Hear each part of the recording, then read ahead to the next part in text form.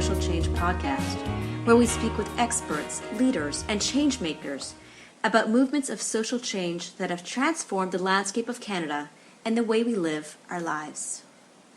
We're speaking with Patricia McDermott, Professor of Women's Studies and Socio-Legal Studies at York University, and the playwright of Life on the Line, Eatons Strike at Eatons of 1984-85. Tell us about the Eatons Strike and its significance to the labor movement. What was it about? The Eatons Strike was probably the most important strike around women's issues in Canada, certainly in the contemporary time. It was a strike, a very basic recognition strike. So the union, it did get recognized, I shouldn't quite say that, but it was a strike about getting a first contract. So I think 6 or 7 units, some were mail order, in Toronto and in Southern Ontario, went out all at once, which was amazing. So you had 6 Eaton stores struck at one time. It involved 1,500 women, and they're mostly women. I say that because you'll see, if you look at a store, it's still the same. Mm-hmm. Most of the men are in commission sales, and they make a lot more money. So it was really about the non-commissioned, on-the-floor retail workers in Eatons, and it's the first time we ever saw a big strike at a huge employer. At the time, Eatons was one of the biggest employers in Canada, hundreds of stores across the country. It was the first time that women came out as kind of in a united women's strike. It caught on. The labor movement supported it. The women's movement supported it. And that's the first time that came together.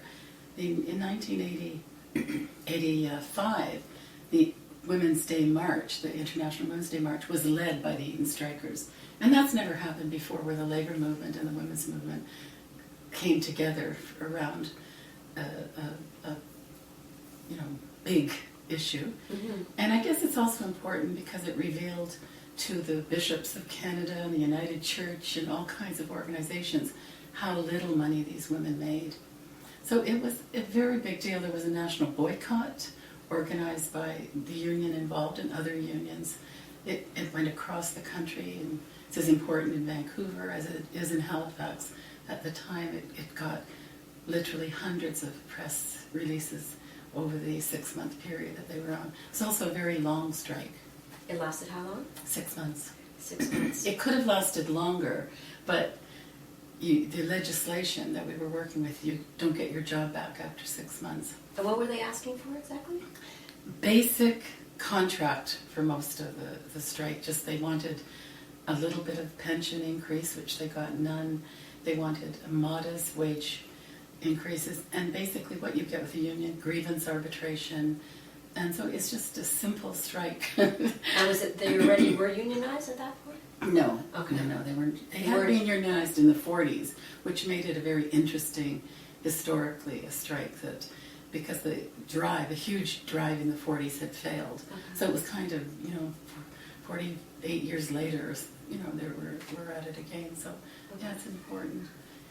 Many things. I just want to throw in also, a lot of people supported the strike, like actors and musicians. We had a huge concert at Massey Hall in Toronto, and Margaret Atwood and all kinds of performers were there, Eric Peterson, and so it was culturally interesting too. What year was that when they all came in? 85. Okay. The strike started in 84, November, and ended in late May 85. Okay.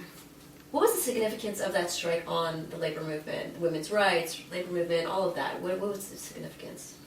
I think it's the first time in Canadian labor history that gender issues became a focus for the labor movement.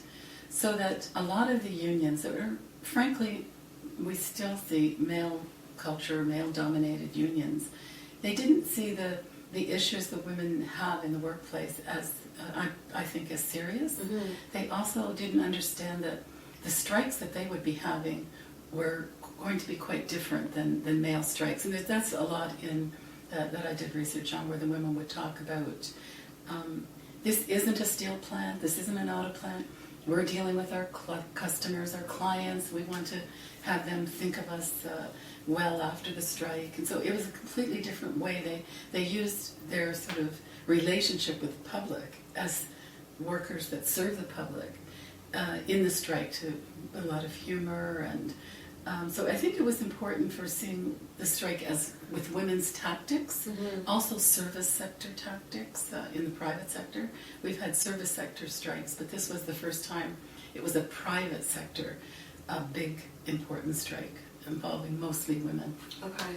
And they used a lot of creative tactics, right? You were mentioning that, you sort of alluded to that, like humor and song, different things. What? Well, there were, throughout the strike, a lot of events. So we had a baby shower, for example, for a woman at the Eatons Young store that was there. And so it was a mass baby shower on a corner.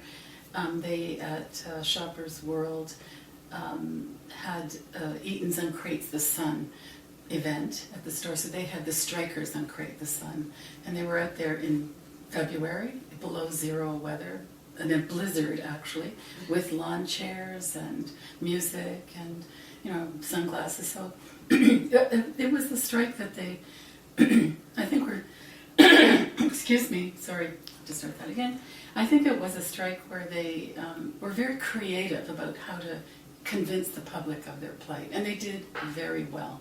They got most people in Canada on their side, and most, I mentioned the churches, the women's movement, and really the whole labor movement, from the steel workers, auto workers, right through to the public sector unions. They were supporting the strike, very popular strike. How successful was it? What did they end up with?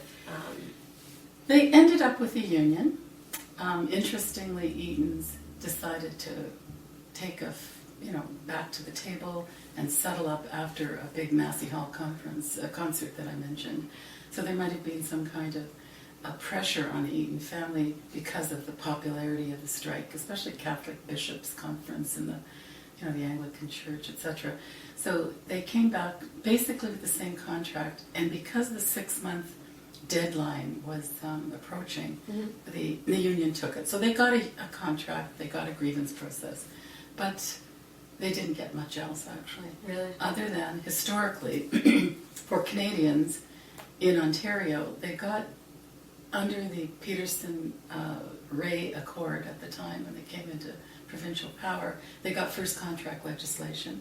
So that what the Labour Board would do after this, when they got this legislation, would simply give first-time striking people to get their union recognized and to get a first contract in place. They would give them a basic first contract, so you wouldn't have to strike over it.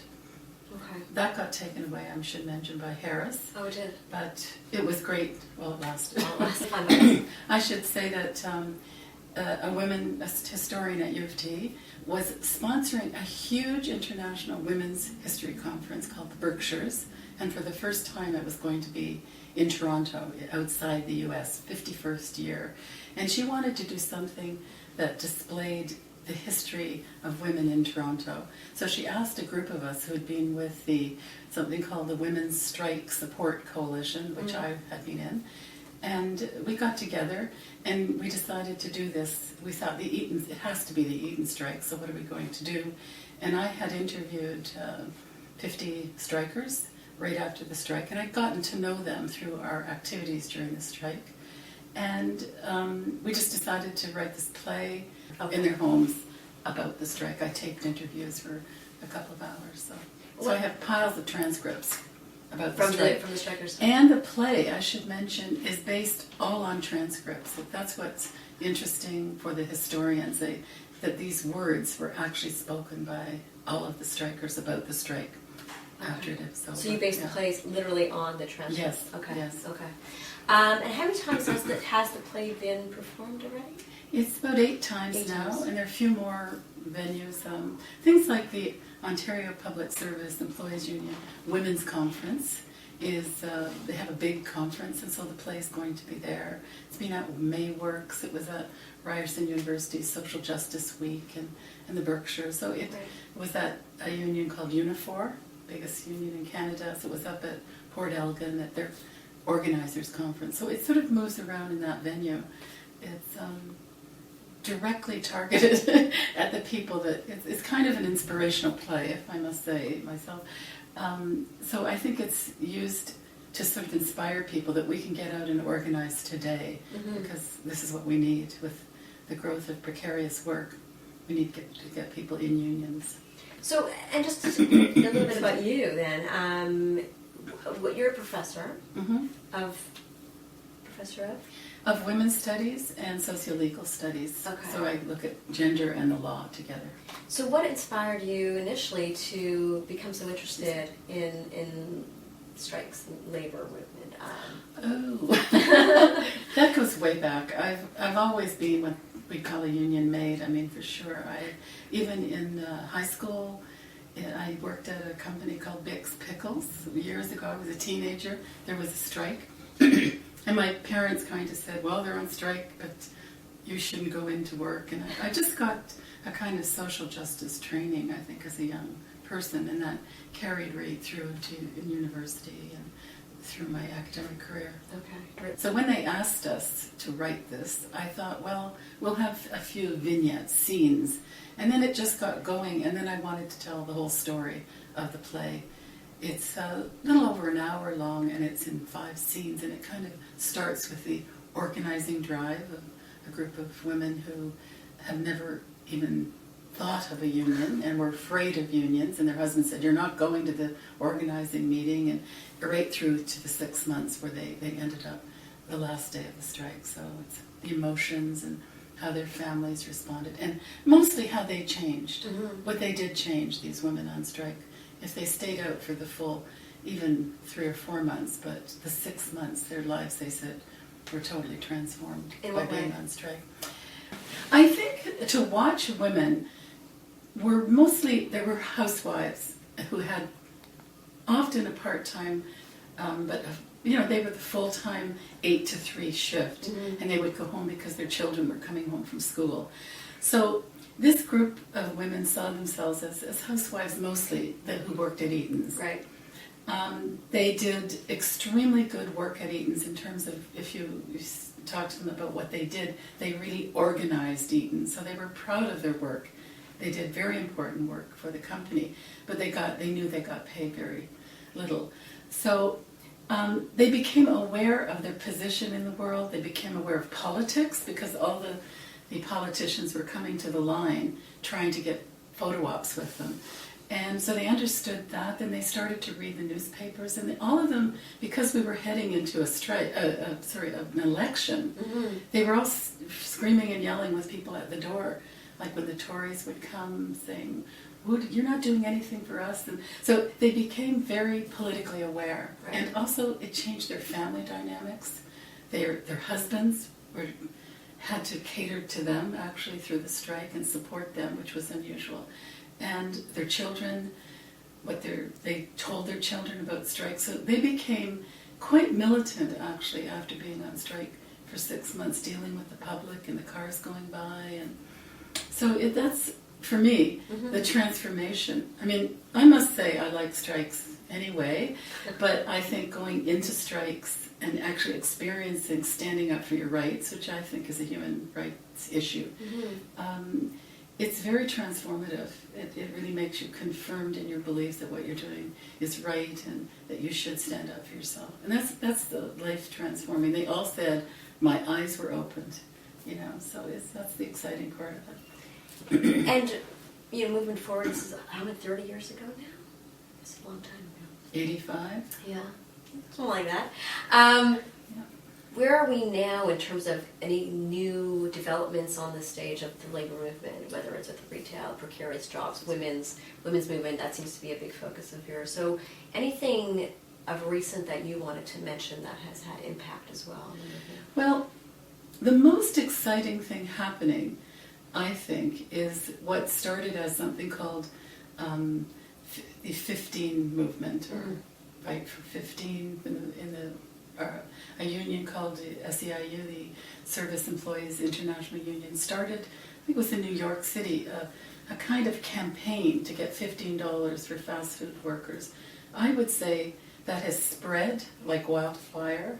You'll see protests with just 15, and it's condensed the idea that precarious, the most vulnerable workers in Canada and in North America and likely in the world should be given a wage they can live on. And in most cities in North America, you can get by on $15 an hour. It's transformed a little bit into something called the living wage movement, and that's another very exciting movement and starting to kind of take off, where everyone in these towns and cities across Canada and the States will actually say, what does it take for a person or a family of four to live in the city without being humiliated? Mm-hmm. What decent housing, basic food, transportation. So those movements, because of the incredible increase in precarity and precarious work, it's kind of a movement that just says, okay, let's solve this immediately with basic wages. And interestingly, which is very exciting, it doesn't necessarily involve unions at the moment. The SEIU started with the union movement, but they funded centers that actually make living wage and the fight for 15 mass movements, in the sense that you can just fight for that and your employer may say yes, like Costco, yes, Walmart, yes. So you haven't had to go through the torture in some ways of getting a union in there. But I think it's the first step. Right. If you can understand coming together and fighting for $15 an hour, you're probably going to think, well, maybe we should continue to do this and get some pension and some benefits, that kind of thing. Right. Any of the court cases coming about these days that you wanted to mention that you're focusing on? Anything that's important? From the Supreme Court of Canada, the most exciting cases that have come out in January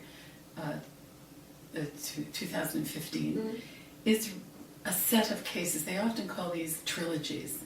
And the last case of the trilogy with Meredith and Mounted Police is a case called the Saskatchewan Federation of Labour. That case has really said to Canadians, you have the right to strike. Just at the moment, in the context of industrial relations, although people are trying to push the parameters of that. But if you're in a workplace, you have the right to, and you're in a union, you have the right to strike. We've never really seen that so clearly outlined by the Supreme Court of Canada. It affects back-to-work legislation. It says to all the governments in Canada, look, if you have back-to-work legislation in your pocket as soon as a group of people go out on strike, you're going to have to redraft that and think about how you take away the right to strike from people, because it's now a human right, it's a charter right, and it's clear. We've never had it so clearly set out by the Supreme Court. Interestingly, it reverses 28 years of jurisprudence going the other way, saying that the Section 2D of the Charter does not support the right to strike. It historically in 87 was seen as an individual's right, and it wasn't a collective right. Now with the Saskatchewan Federation of Labour, it is a collective right, an individual right. It's just a right under the Charter. That is, in terms of labour law, extremely exciting, and it opens a lot of doors to other issues around worker activity. We really, with the growth of such large numbers of people in what we call precarity, precarious work, actually a term called the precariat, they need unions, they need protection, they need basic rights, so that I think it's a very exciting time because people are starting to think about, yes, a young person who's 27 working at McDonald's has to live.